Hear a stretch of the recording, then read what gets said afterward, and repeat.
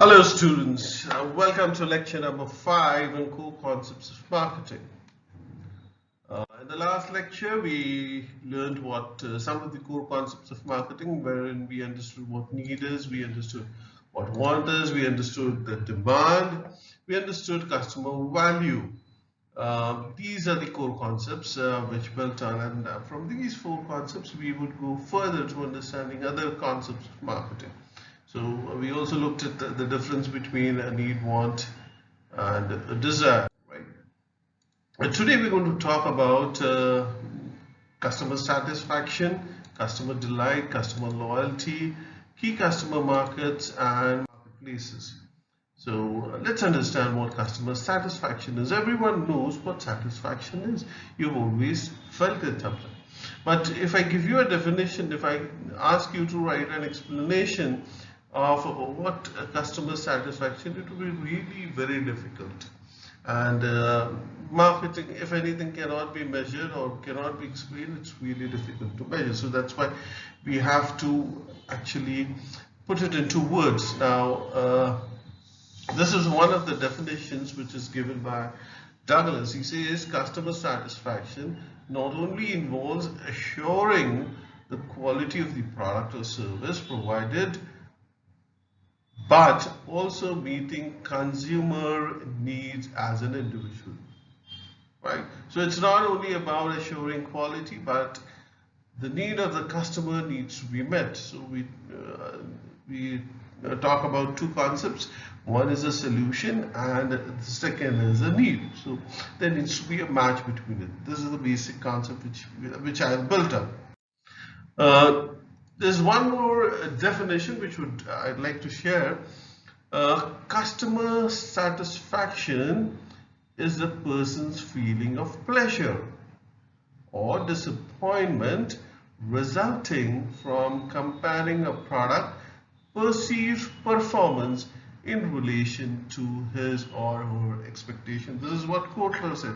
So it is basically a performance of a product in relation to the expectation. So to make things better, I'd like to give you a small explanation on this. Say you in your MBA, you will be giving your exams, and if you give your test, you say out of 30 I'm expecting around 25 marks, and you get only 18. So what will happen? So you'll be dissatisfied. You won't be happy with your performance, right? That is dissatisfying. This is what he's talking. If you're taking a product, you're expecting that a product would perform according to your expectation to a range of 25, and it gives you only 15 or lesser than that, there will be dissatisfaction. This is what Cook explained. I will present it graphically in the next part. Now, these are some of the basic requirements or factors which influence customer satisfaction. The minimum requirements is for a product is needs to be met. So the basic factor is the minimum requirement, the performance of the product, which is the bare minimum for preventing a customer from being dissatisfied, right? So see, if you're buying a vada pav, right, you have certain expectations of that vada pav. It needs to taste a particular way, right?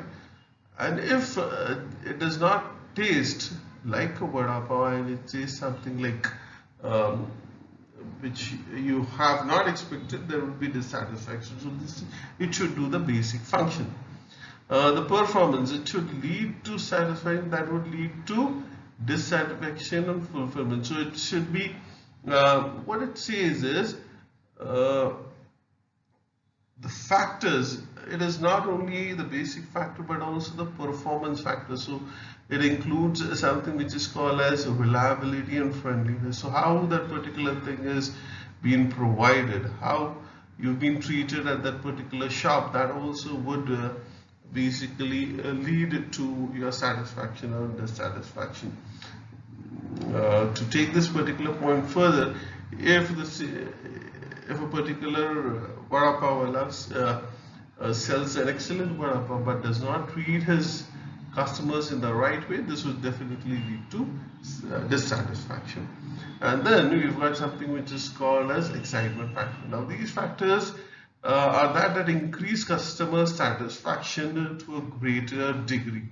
So basically, if you get 3-4 different chutneys with your vada pav, so you'd be more than happy. Okay, yes, yeah. Say in Nasik we've got Sangarsh vada pav, so uska chutney is very good, and that's what you'd say. So this is what basically the factors which contribute to the satisfaction. Well, these are the basic factors. Now, customer satisfaction is a feeling that a product has to meet the customer expectation. This is the bare minimum. Okay, it's a feeling. So in this particular case, the customer needs to have certain expectations of the product. When he is buying a particular product, he's paying a value, he's sacrificing something and he's paying for it, right? So there's a cost involved. If there is a cost involved, on that basis, there would be certain expectations for that. These expectations are based on certain perceptions. So he would already have certain perceptions about the product, which would lead to the expectation. And finally, the level of satisfaction would vary. So it won't have the same level of satisfaction for all the products. Right? Now, let us understand what happens if the customer are satisfied. They become loyal customers to you. They buy more of your products. Even the new products which come from you, so that's what brand royalty is created. Then the spread of favorable word of mouth. You already know that if you have certain, if a particular product is very good, so people would go and share it. You go to this particular place, it's good, and these are the things which are good. So this normally happens. They share it, and in this today's world of social media, the word of mouth spreads pretty fast. So you really need to make sure that your customers are satisfied. They're more brand loyal to your product and less price sensitive. So if the satisfied customer would be ready to pay an extra amount for your product. So actually it's an asset which you are developing, right? So brands, that is what brand value is all about, because that is what happens if a customer is loyal and he won't use it. And you find many people, if they're using a particular product, switching to some other product is very difficult, and they're less price sensitive, right? They offer you feedback for the product, so they're communicative. So they would come and tell you what the product is good about or how it can be improved. So they're more communicative, and they'll share. And this also reduces the transaction cost, because a dissatisfied customer would actually come back to your store, and then the number of transactions would increase. So in this particular case, the satisfied customer knows what he's going to buy. He just goes and places his order, and it comes back. So he doesn't need to be assisted. And then satisfaction is something what is we could always compare it to what is loyalty. So the more satisfied a customer, the more loyal he is. Right? This is what satisfied customers are. Further, we'd like to understand what the relationship between value satisfaction and customer loyalty. Now, customer value perception. Okay, customer value perception determines what is expected from the product. So when he's paying for your product, okay, he's making a price. Say for a product he's paying for X product he's paying 100 rupees. So he expects the value of the product to be more than 110 minimum. Okay, because the satisfaction that is deriving for the product should be more than 100. If it goes below 100, he's not going to buy the product. Okay, And if you're delivering 110, he will be satisfied. Okay, and he would turn. But if you deliver more than 110%, he would be delighted. We'll look at this particular concept as we go further. Further, I'd like to explain the nature of customer satisfaction. If the performance of the product is better than the customer is satisfied, we know this. If the performance of the product is below the expectation, he is dissatisfied. So let's understand this with this particular graphic which I have present. So you've got expectations and you've got performance of the product. You've got expectations and you've got performance of the product. Now what happens? The expectations are 8. Okay, so you're expecting the value of that of the product, the satisfaction which is derived from the product is 8, and the performance is 10. The product delivers much more than that is expected. So what would happen? You'll be a happy customer. And if you move further, if the expectation is 10 and the performance is 8, then that customer would be angry or would be frustrated with you. And we look at what happens if the customer is dissatisfied. Now, these are the impacts of dissatisfaction.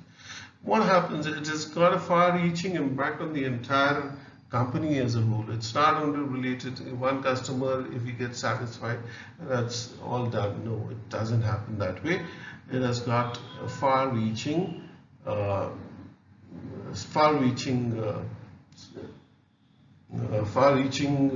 do you say, implications of that particular one. So what will happen? There would be no initial sale of your product. The sales would decrease. There will be no repeat purchase of the product. There will be negative mouth of advertising, so no one will recommend your product. Then there will be less referral business, that's what I was talking about, and there will be more bad debt. So basically, if you're manufacturing products and they're not being bought, so what would happen? You'll definitely be bankrupt because the stocks would be piling up and it would be really difficult for you to sell it. Impact of dissatisfaction, we will look at further on the organization or the employer. So you've got a higher turnover and absenteeism of your customers, of your employees, because no matter how much they try, they're not able to sell their product. This brings in higher turnover. They're getting frustrated and they try to avoid coming in because the salesperson or the sales force, until and unless they see that the product is being sold, they have that sense of satisfaction from it. Okay, so the performance, and then they've got something which is called as lower staff morale because they're not able to sell. The morale is low and it's very difficult for them to sell, maintain the high morale because they feel that they're not worth of it. They're not worth of anything. This lower compliance, so they'll be disobedient because they're not, because as they feel that we'll be getting fired, and that's why their interest in the job really goes on. They're really disobedient, and there would be more malpractices, so they'll be cutting off in price or doing certain things which should not be done, and there will be lower profitability. Now, you know some of the synonyms with satisfaction. There are many. So it's adequacy, comfort, many words can be that describes the emotions of the customer. So let's understand what customer delight is. So if your expectations are met, you are satisfied. But if you get something more than what is expected, you have customer delight, and that's what we're going to talk. Say if you book a hotel room,